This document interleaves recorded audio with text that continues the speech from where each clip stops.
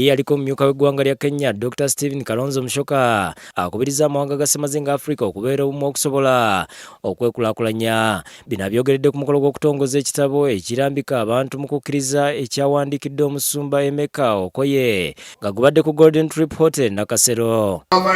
Every human being came from somewhere and we must return back to where we came from. Everybody came from somewhere. We all came from the Most High.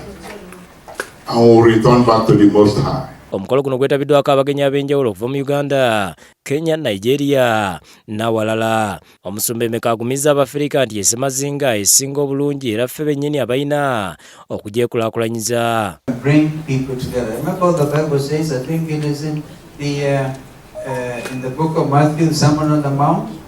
Blessed are the peacemakers. They shall be called the children of God. And so be makers.